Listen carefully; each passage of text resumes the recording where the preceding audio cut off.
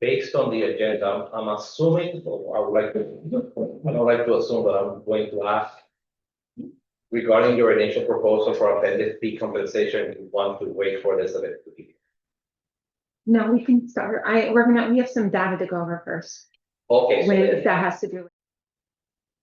So we did a bargaining survey, for our members, and we wanted to show you the results of what they said. So priority for the bargaining, we had almost 500 responses. 87.8% said they wanted salary increases, and then expanded healthcare was 12.2%. The priority for supplemental compensation, for additional duties or advanced degree that come from the LCS general fund. There was 3 options, and they prefer using general funds for salary increases rather than supplemental pay. That was almost 63%. There was some who wanted to increase the advanced degree outside of the area of certification. That was about 25%. And then almost 12%, they said supplemental duties such as mentoring and stuff. And then the last one was 55% of the bargaining survey responses said that they do not want to agree to TSAI funds in July unless LCS includes additional general fund dollars to get closer to the $1,300 or more, even though there is a union cost and risk through impasse by taking this path.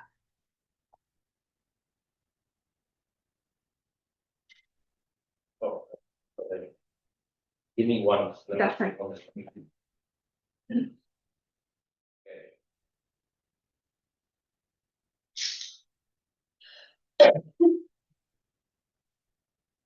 Any questions? Not at this time, because at least for the last question, what I'm presenting today is going to throw a wrench into that. So, because I'm coming with law for what it says. So I'm going to present that.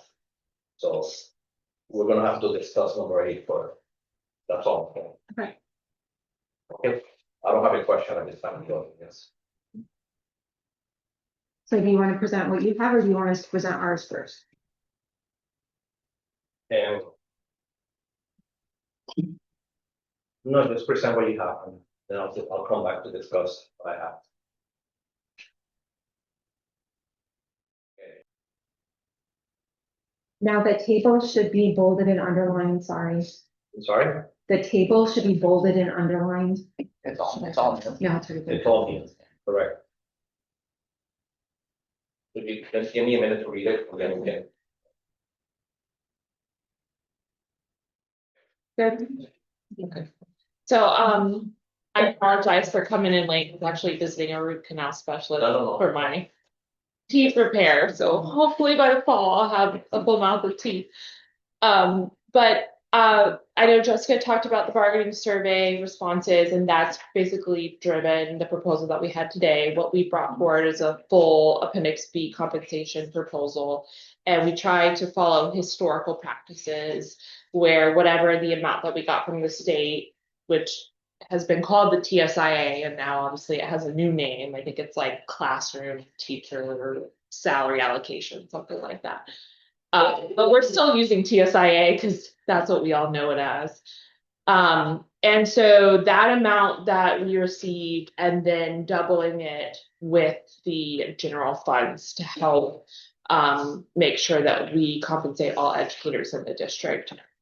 We know with the changes this year, finally, due to years and years of advocacy to try to get the legislature to understand that we need some flexibility in compensating all of our educators, and that our veterans have really experienced a lot of compression over the years. Those restrictions have been removed, right? So we talked about this at the last bargaining session about that it doesn't have to follow performance pay, that we can finally recognize years of experience. With the additional pieces that they've added this year, which is a focus on 10 years plus, which you'll see in the proposal here. We've really tried to make sure that we give additional funds to folks that are 10 years plus of experience. And the truth is, when the law was first enacted with those 20+ laws impacting teacher salaries, that compression point is really about folks at year 15 and up. So we wanted to make sure we recognize that as well. So that piece, and then also the piece about no more than $3,000. That was the maximum for any employees. And then also that it has to be for classroom teachers, right? Coded as classroom teachers. But we all know that the bargaining unit and instructional employees go well beyond those folks that are in the classroom, and they're doing a lot of work to support our students and the work that we do across the district. So we want to make sure that everyone that's an instructional employee is receiving a salary increase. So that's how we came up with the 4.2 million. And we try to include fringe costs to the best of our ability, and we use the data that you provided us to come up with the numbers that y'all will see here. And Patrick can speak to that a little bit more because he helped us with the calculation.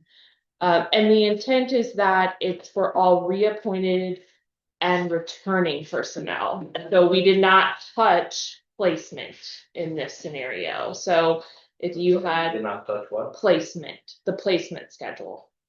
Okay, so it's returning but not, and also not touching new hires.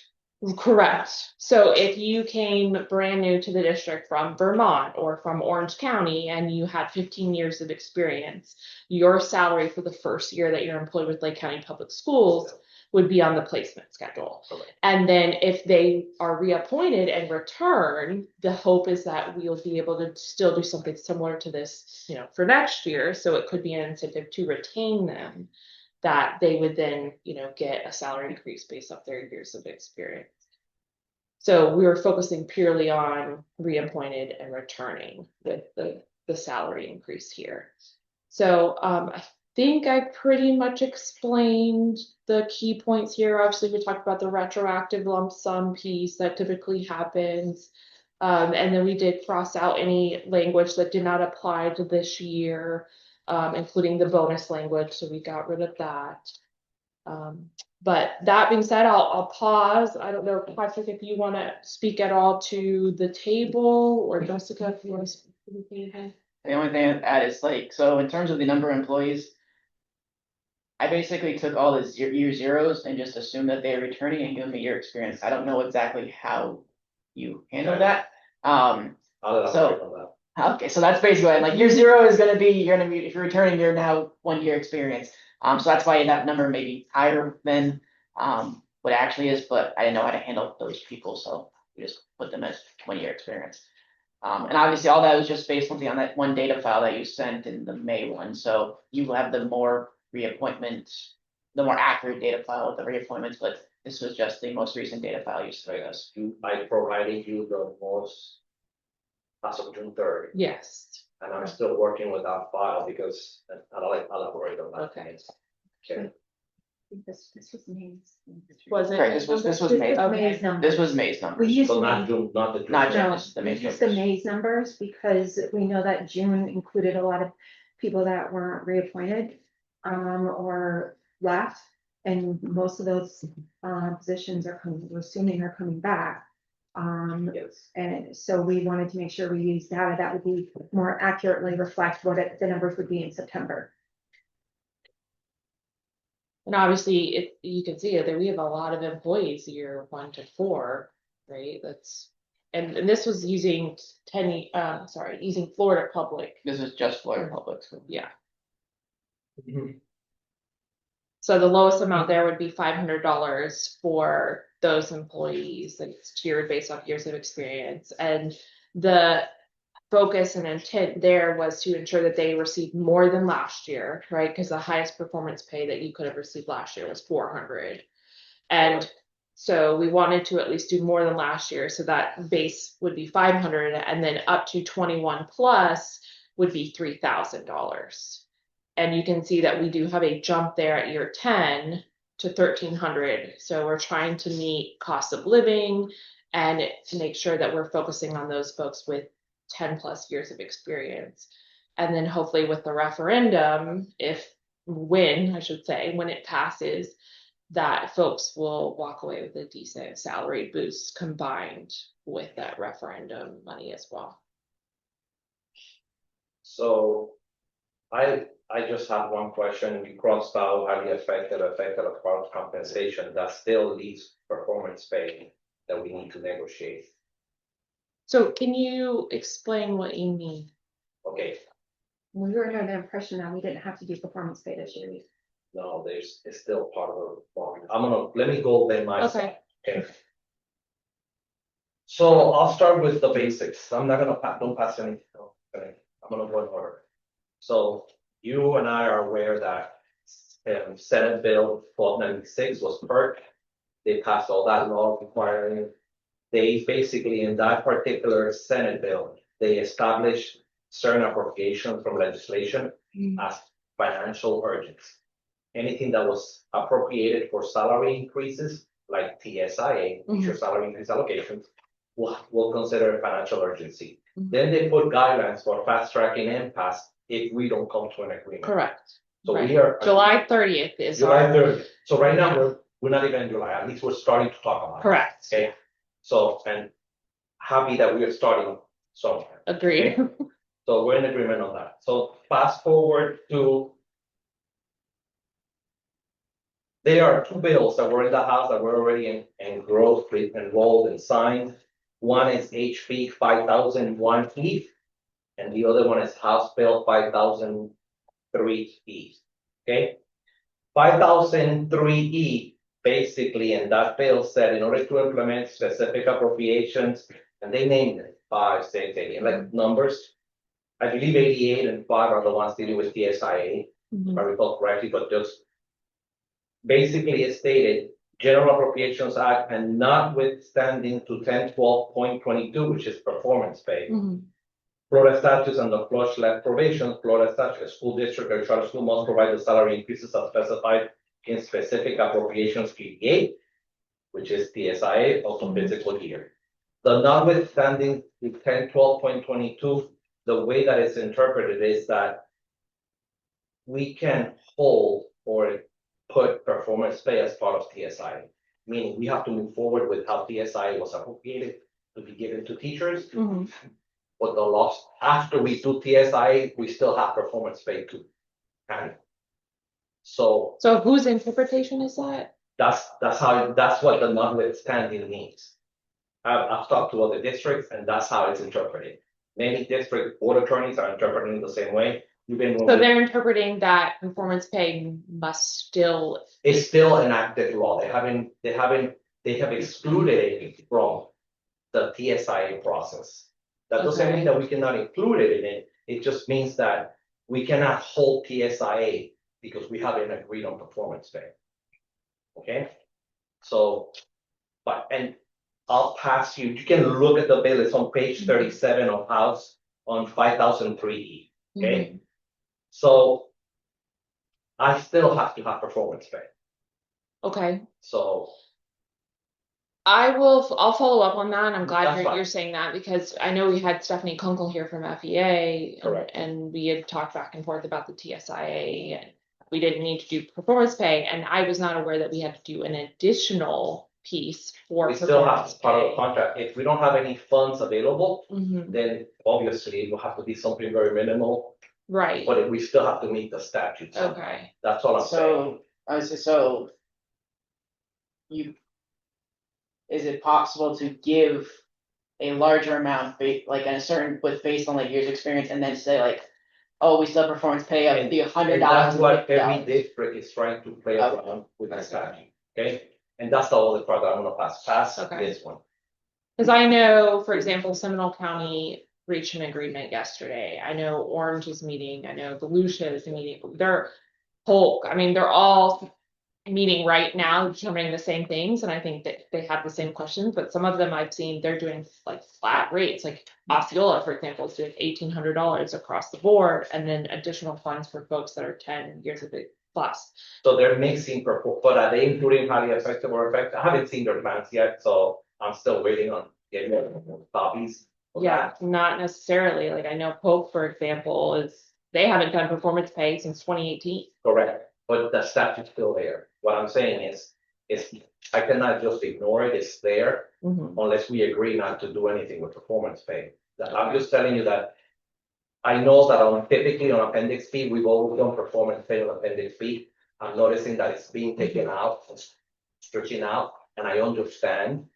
It's just, at that point, it's like we're almost agreeing that we're not gonna have performance pay in Mhm. dual.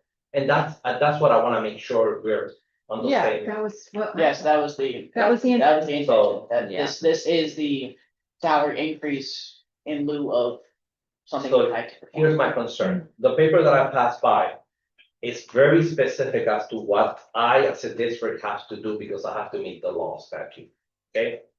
Basically, it reads on that paragraph right at the top, from the funds and specific appropriations, and they have that 201 million because that's for the whole state, but we have a portion of that.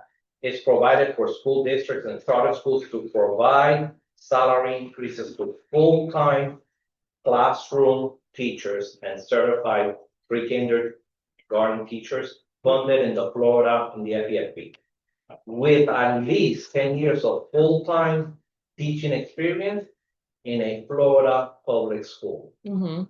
Where they limit me is that I cannot give them any more out of those funds that are appropriated to us, no more than 3,000. Right. If I identify all the classroom teachers that are 10 years or more in our district, Mhm. teaching in a Florida public school, Mhm. anywhere in the state, but they're with us. And I use all the funds, say that I only have, for instance, I only have 100, I give each one 3,000, I still have extra funds, then that's allowing me to use it for everybody else. Mhm. So, But I thought we determined we didn't have enough to do that. correct, so then I'm moving forward and you give. Okay. So then, every district is trying to figure out how to identify the classroom portion, not trying to figure out, we have ways to figure it out. Right. Like you've had your personnel staff direct, the staff file that we provide to you have some job codes. Mhm. There's also an employment equal opportunity EEO line number that goes Okay. along with every job code. That defines on the staff database that gets provided to the state from every district, survey data, survey 2 and 3, it reports years of service in every district. DOE maintains that data, and we can pull it to find out how many years somebody has in a Florida public school district. So are you thinking about using that data instead of the data that you have? Well, the data that I have, it's the same data that gets reported to them, so it's not that. I pulled Okay. that before just to see what it So contains. if there's variance from what you have in Skyward. Yes and no, and Okay. some of them, okay? And it all stems from different factors. It could be teachers have not submitted their experience with Right. us, but they have submitted it in another district, so they've reported from that district, and we have numbers. Okay. Or there is data that matches exactly what the teacher has with us, matches what they have in DOE. Okay. So DOE has a staff database warehouse that they maintain that type of information from across all districts. Okay? So when I look at the reappointment roster that you guys received on June 3rd, and I start matching job posts that they had last school year, because the teacher might change from one position to another. Right. I have to identify who's full-time classroom teacher according to the EEO line numbers and job codes that they have. I've come down to about 840 teachers that have 10 years or more. Everybody else, even though they may have 8 years of experience, it might be a charter school, it might be something else, or it might be that they haven't submitted their experience with us, or they never submitted it, or their district did not submit experience correctly. It's not all teacher driven, not all district, we all have to do our part in order for that data to be accurate. And is that number classroom only code? Classroom only by EEO line number and Okay. job code.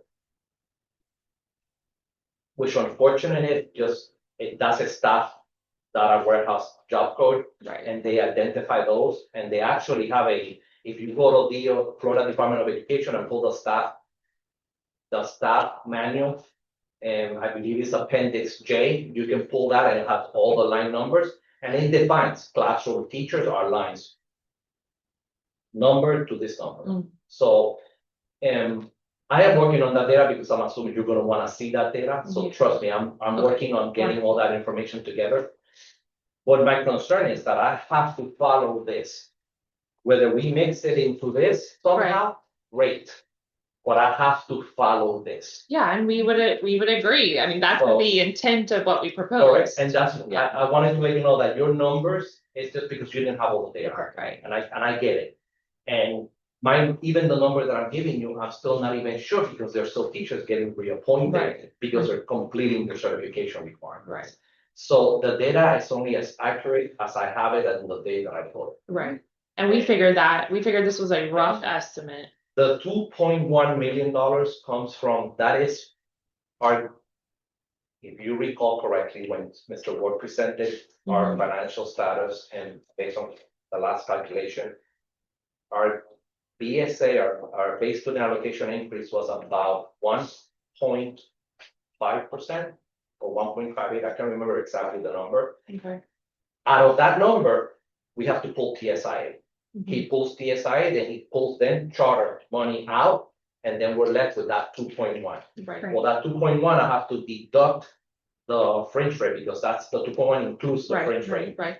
We did- I started doing just a rough calculation, and it comes out to about $1.7 million that we will disperse to those teachers that are 10 years or more. And if I do that to the 840 only, it comes out to about $2,000 more or less. If you do that to those 2 million? $2,000 to every teacher Oh, that's 10 to years or every more, teacher. 1.7 divided by 800. multiply 40 times 2,000 and then add the 22.29 fringe rate, and it comes out to $2.1 million. So I'm just giving you a rough estimate so that you understand where we are looking at data.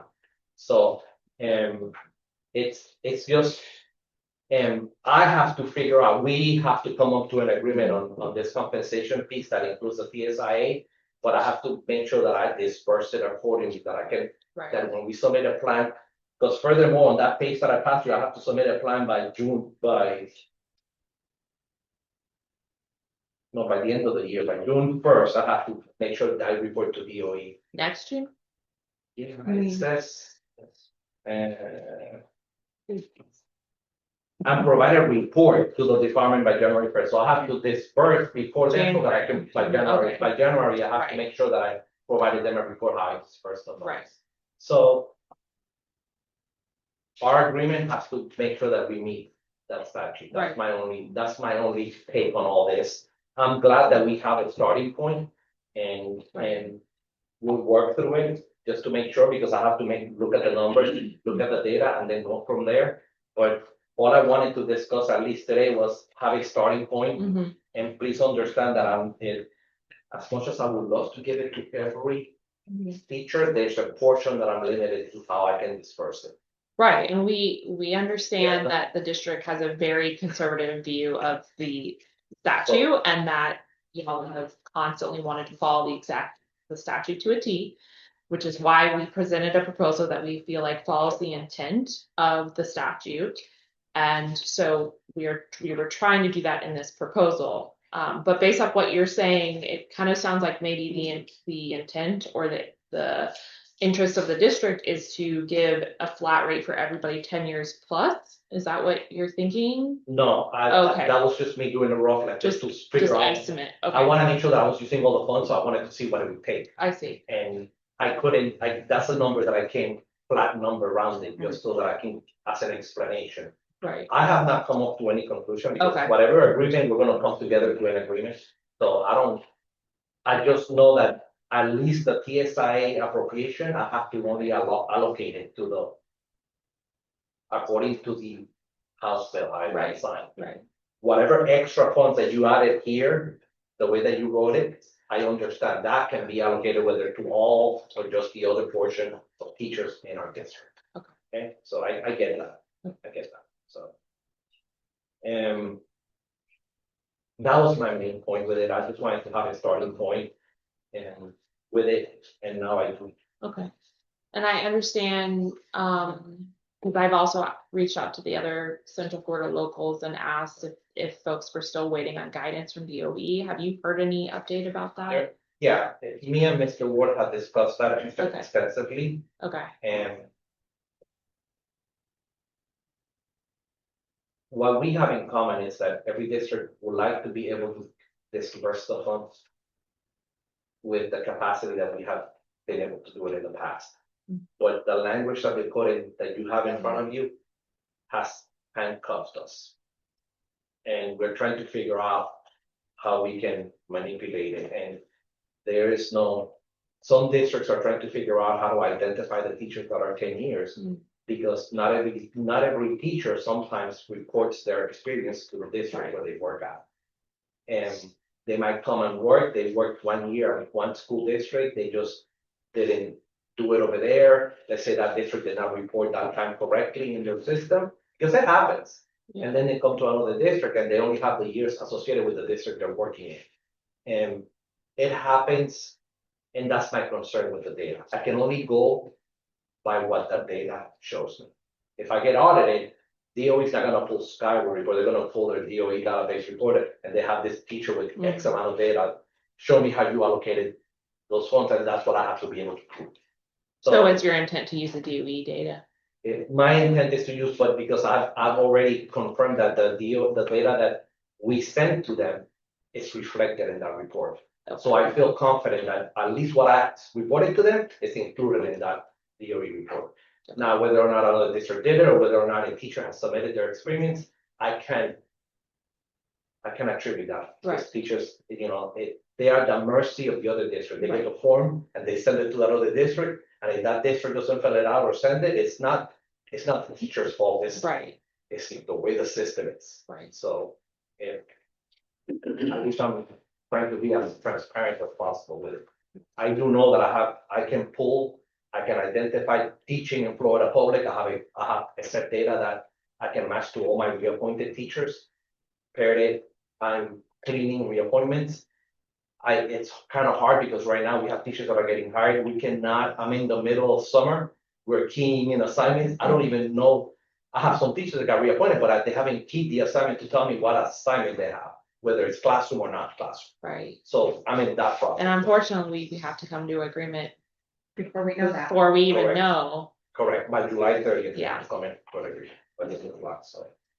I'm hoping that, I think we can come to an agreement. Yeah. I don't have an issue. Now that I have a base, obviously I have to come back to the superintendent and the board. Okay. And go from there, but I'm gonna try to get this moving as fast as possible. And my intent is right now we meet July 1st again. Yes. So I will try my best to have some type of start on that day. Wonderful. And if we can reach an agreement, great, but that's my what I want to try to do. Can I interrupt this for Yes. a second? How does this affect like guidance counselors, literacy coaches? So that's why, it's a great question. That's why I brought up that our proposal is a full compensation proposal that would include them. Yeah. Because the way the TSIA is worded, it's classroom coded teachers, which leaves out a huge part of our bargaining unit. So our intent is to make sure that every instructional employee is recognized for the salary. Which is normally what, What you're proposing is what other districts are venturing, they're mixing both of them. My only concern is that I'm trying to figure out if I can waive. If they say no with a standing performance pay, but then based on whatever proposal we have, then we still got performance pay to discuss, and we have funds, then we won't be able to do any performance pay, which has happened. Right. Which I get, but I wanted to at least clear that. Okay. Okay, so, this is what typically districts are doing, they're trying to mix in everything. Right. Some are trying to include performance pay, some are not, it all depends. Right. So, but I have yet to see one approved yet. Well, I know I'm starting- Seminole did I know yesterday. I'm starting to hear it, and they're gonna start Right. debating. Clarify what Ms. Llewellyn had asked, as They're- far as counselors, They don't qualify. They do For not TSIA dollars, they do not qualify because they're not I considered. just didn't know if it's the same as class wallet counselors get, but not, so this would be. Counselors wouldn't qualify because they're considered outside of the classroom. So only classroom, and how about like support facilitators, anybody who's non-load bearing would get. It all depends. Support facilitator is still. It's still a classroom teacher. It's still considered a class. So Correct. anybody Typically with a- attached to kids, I'm gonna be more specific, just because attached to kids, it's a classroom, no. Because if I have a job code that's content area code, but they're teaching a classroom, Correct. their job code is So anybody with a roster. No. Not No, necessarily. So for instance, in the past, when we did the bright, what was it, the bright? Best and Yeah, brightest. Best and brightest, Right. media specialists were not included in that. Even though. And even though I was at the middle school at the time and I had classes all day, Right. with the roster. and I was an elected teacher, I still didn't count.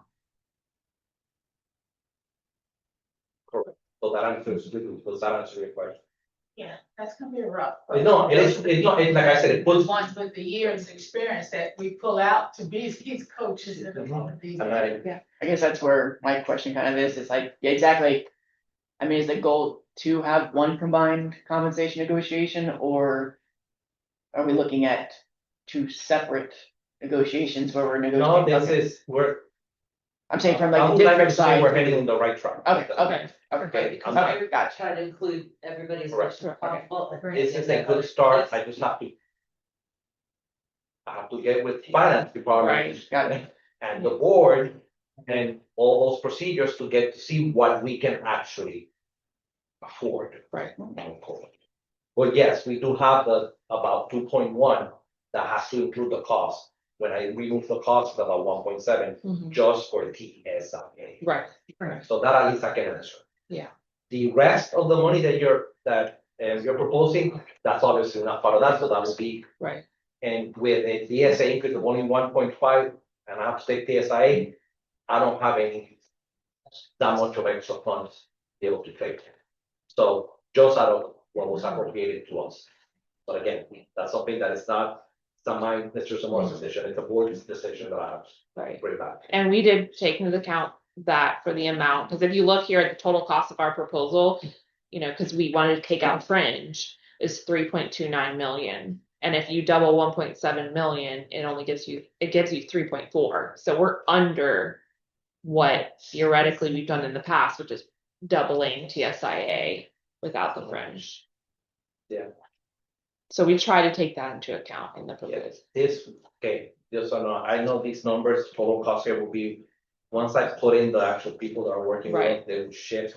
So, Well, and I'm assuming it would shift in August anyways, because you're not Okay. paying it It out. could shift down anyway, because if you have I can allocation only cuts, plan then Yeah. with what I know, and Right. I only know who was reappointed as of the end of contract in June. Right. And even that data is wrong, because even when I told you, there was one teacher that was a professional service contract, that we were, but it was because we didn't want to, it was that she was completing her certification Right. requirements. So, which they're done, she's reappointed, she's fine.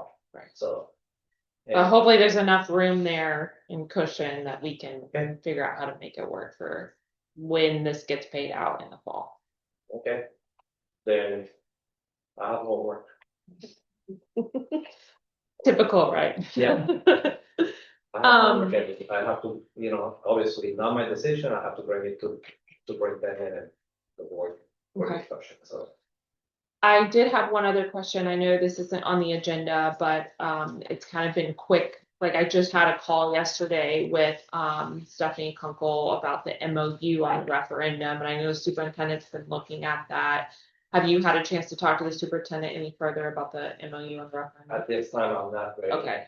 Because that, I don't have any information to provide. Okay. The superintendent is aware, and I'm sure you've had discussions Yes. with her. Yeah. It's just I have not met with her to have any information. Okay. I mean, fine.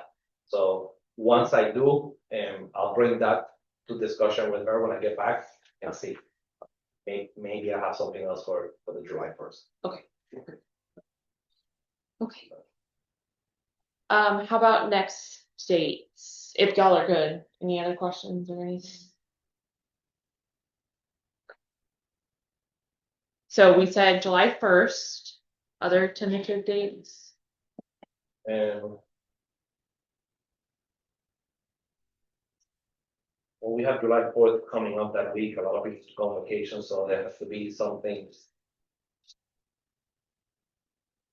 I'm looking at my calendar. Let me look at the calendar really quick.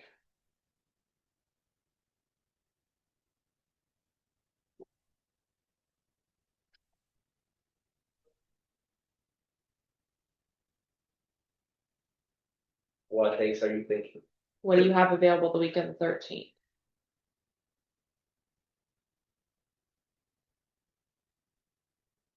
I'm open. How about the 15th? I'm good that day. Here, right? That would be Well, the so time. we won't be able to do it Oh. here because they're gonna use this room for a professional development, so we may look at trying to have it at a school since we can't be here. So we'll let y'all know if we can do that. If not, then maybe we can have it at the district. We can have it, this off, but again, it would be your choice. And July 1st would be at the district office, and then we have that one scheduled July 15th, we'll tentatively schedule it then. And if I need to talk to you before then, I will call you. We said 10 AM on the 15th? And no, you tell me the time. 10 AM works for you? No, Works for me. 10 AM? Can works for you. Yes, 10 AM. My team, if you're okay with that date, if you can make it, great. If not, we'll continue conversations, but 10 AM. in that way. Okay. Can we hold there until before we do any other ones? I mean, if you think you can, because I'm nervous about the deadline. If you think we can maybe settle and get to agreement by the 15th, then, That's gonna be my goal. okay, Well, my goal, I would like to do it first, but I. yes. I think, Yeah, it would be great if we could lead the charge. correct. I would love to tell you yes, we Yeah. have an agreement. I gotta take this time. I Okay, understand. my only concern is talking to board members, vacations and all that, so. Realistically, probably we'll have something by the 15th that we can both agree on. I'm sure between now and then we'll be speaking Okay, and back and forth to make sure we come to an agreement as far as language bringing to the bargaining table. sounds Okay. good. Have tentative dates just out there. I mean, my last 2 weeks of July, I know we get really busy. Yeah, I am nervous Custodial about, training. So what they, Because the last week is watching late. yeah, It's crazy busy. Yeah. so do you The wanna set 22nd? Like, 22nd, the following Wednesday too, I know, what do y'all think? custodial training. 22nd? or the 21st, 21st would be better. Tuesday? We could do the 21st if it's afternoon. I'm open on that day for the afternoon. How about 2 o'clock? I'm good with that. 2 o'clock? On the 21st. That one will just be like a tentative hold. In case. Let's not, yeah, put it tentative on the calendar and then I'll put it on my calendar just in case we need it.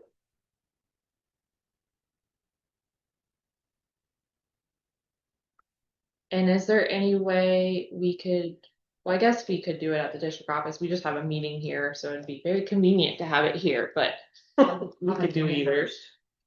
Yeah. Well, that one would be LCS. Yeah, 21st would be This is us if only it's how many needed, days. so we'll have that at the Yeah. district office and you guys will let us know about the 15th. Okay. So if we have to use the 21st, we at least can plan around that Right. day.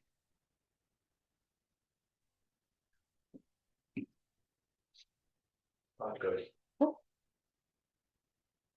Alright. Anybody else has any questions or anything else to say?